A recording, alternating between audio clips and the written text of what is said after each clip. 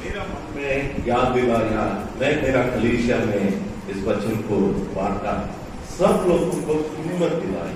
हिम्मत एक ये है, वो भला की खट्टा की रहता है।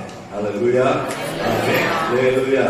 जरूर परमेश्वर हमारा जीवन में, हमारा आत्मिक जीवन में भलाई करता है, पाप क्षमा देता है, हमारा मन में जो अशांति है उसका दूर करता है, हमेशा दुष्ट आत्मा से बचा कर रखता है।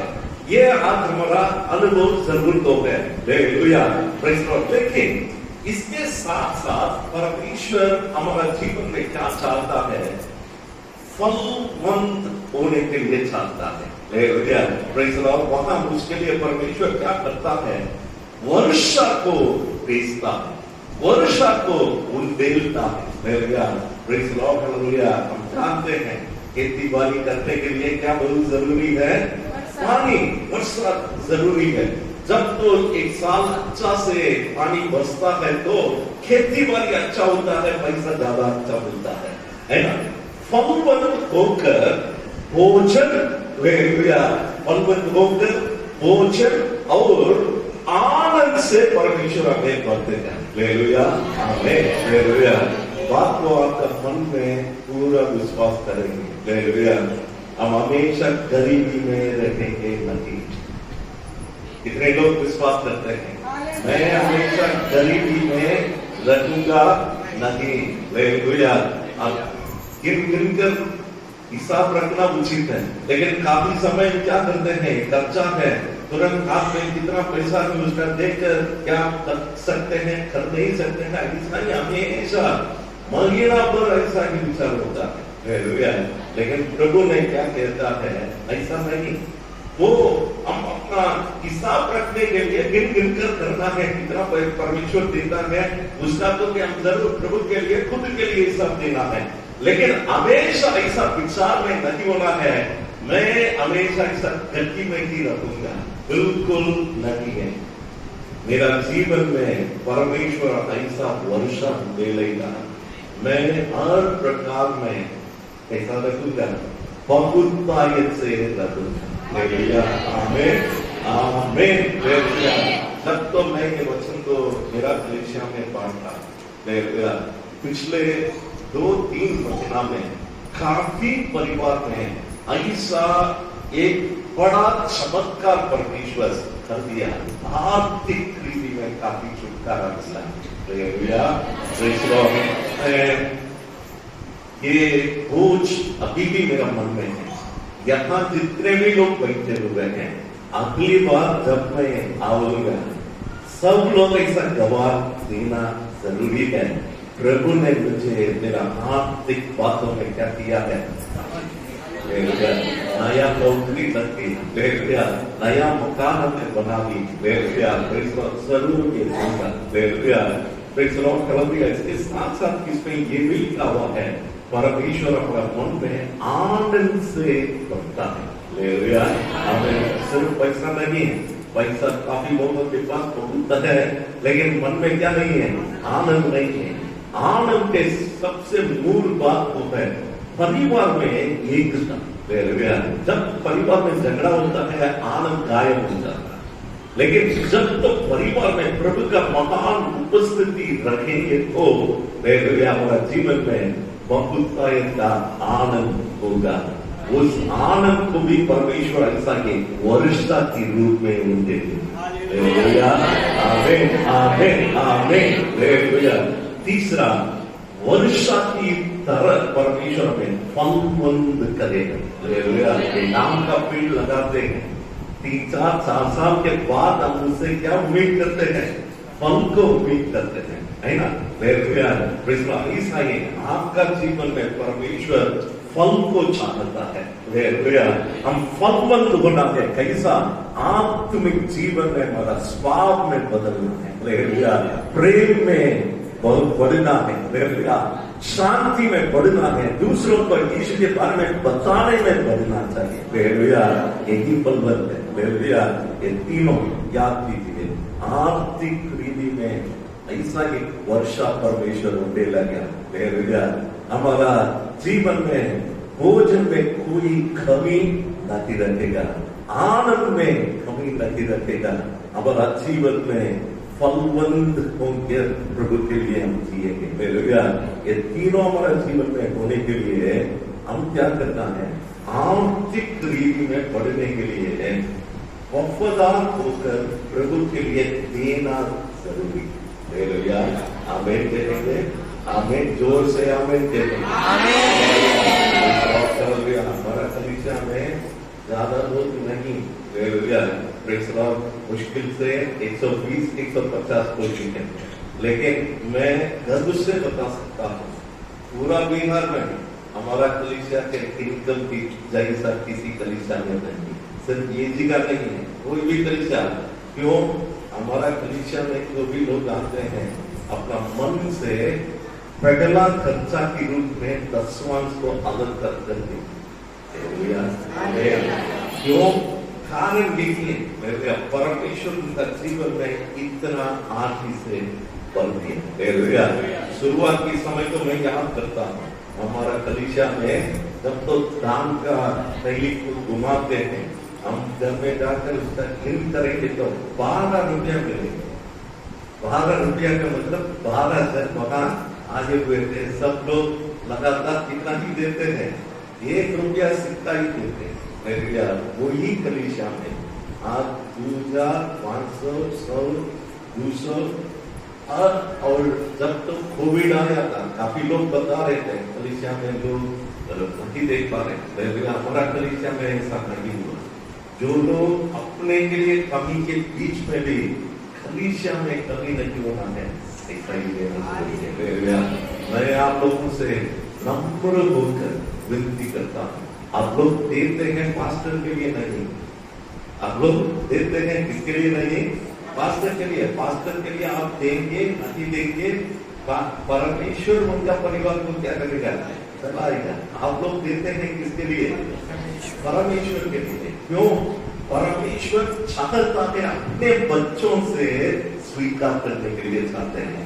आज एक निर्णय, जो भी कमाई परमेश्वर मेरे आपको देगा उसमें पहला 10वां अंश को अलग कर ही बाकी 90% में मेरा खर्चा का मैं क्या करूंगा? ये बात तो मन में आज एक निर्णय। दूसरा, परिवार में आनंद के लिए परिवार सहित प्रार्थना की। काफी समय अकेला प्रार्थना करते हैं, जरूरी है, लेकिन प्रभु का वचन में यही पढ़ते हैं जहां 2 या 3 जन, हम अकेला रहने से कितना जन ही होते हैं? एक ही होते हैं। कलीसिया में आने से 2-3 जन बढ़ जाता है, लेकिन परिवार में जरूर कम से कम पति पत्नी है, बच्चों 3-4 मिलकर बहुत अच्छा समय होता है प्रार्थना में। जरूर कम से कम 10 मिनट, यदि बहुत बिजी रहते तो 5 मिनट परिवार सहित मिलकर एक कम से कम एक बार क्या कीजिए? प्रार्थना की। ऐसा प्रार्थना करने की है, परमेश्वर ऐसा आनंद से हमें समझे। तीसरा, फलवंत होने के लिए पवित्र आत्मा का अभिषेक जरूरी है। पवित्र आत्मा तुझ पर उतर आने से तू गवाह बनकर मेरे लिए जिएंगे। हमेशा प्रभु आपका आत्मा से मुझे बल दे। परमेश्वर बहुताई से आप दोनों का आशीष। ये वचन को याद दीजिए, याद मन में रखिए। परमेश्वर आकाश से क्या उड़ेलेगा? पानी, वर्षा को उड़ेलेगा, आशीष का वर्षा। सब लोग मिलकर कहेंगे आशीष का वर्षा, आशीष का वर्षा। परमेश्वर पिता और एक बार इस कलीसिया में आकर प्रभु जी आशीष का वर्षा के बारे में बताने के लिए प्रभु आपने मौका दिए। प्रभु जी आपकी खरीदी में बखता है, मन में आनंद में और कभी कभी दूर जाए आपके लिए फलवंत होने के लिए प्रभु आप कृपा कीजिए। आदर महिमा आपका देते हैं, यीशु मसीह का पवित्र नाम से मांगते हैं, आमीन, आमीन। मुझे एक अच्छा मौका मिला है, मेरा प्रिय मित्र पास्टर वसंत राजन को आप लोगों के सामने पेश करना मुझे बहुत अच्छा लगता है।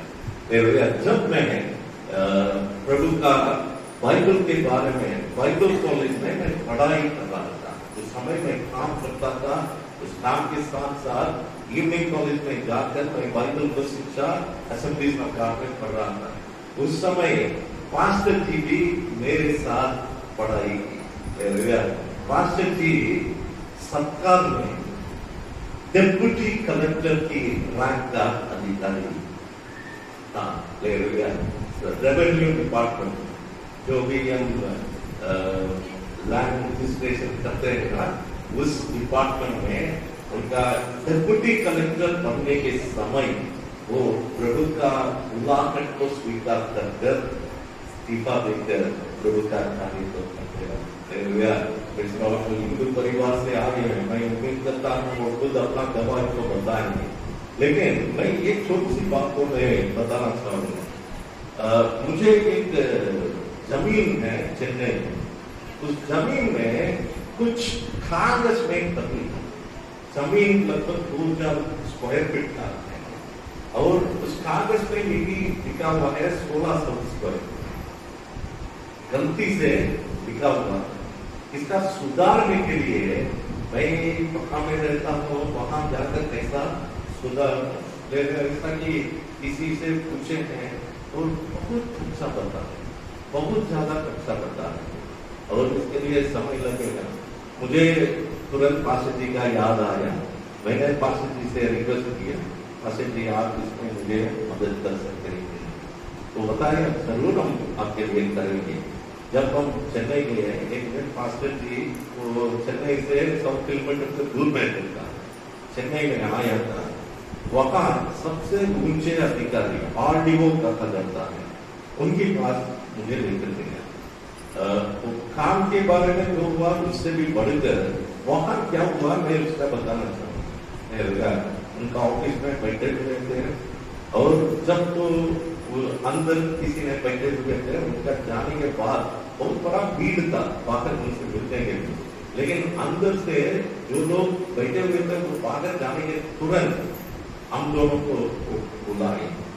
वो इतना बड़ा ऑफिस है, बड़ा टेबल एसी 2-3 एसी लगा हुआ है, सब कुछ है। वो उस टेबल के पीछे खड़ा हुआ और पास्टर जी का स्वीकार करने के लिए, स्वागत करने के लिए अपना सिर को ऐसा झुकाकर पास्टर जी के सामने सिर झुकाकर उन्हें स्वीकार किया, स्वागत किया। मैंने पूछा ये कौन है, आपसे आपका साथ कितना आदर करता है? तो बोला ये मेरे साथ काम करता है, मेरा एक चुनी उनका नीचे।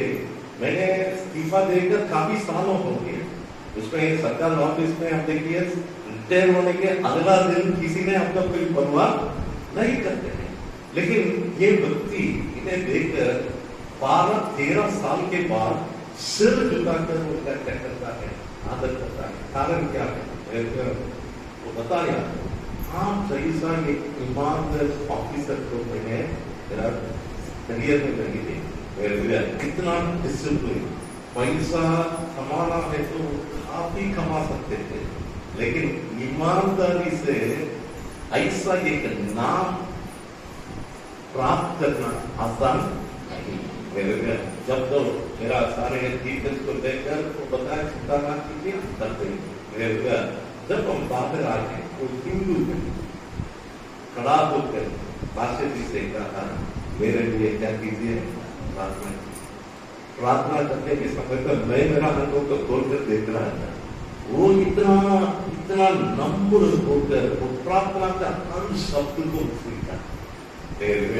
इसका कारण प्रभु पर भरोसा रखकर जब हम ईमानदारी से हमारा जिम्मेदारी को पूरा करते हैं, परमेश्वर हमारा नाम को जीवन भर ऐसा स्थान में रहता है,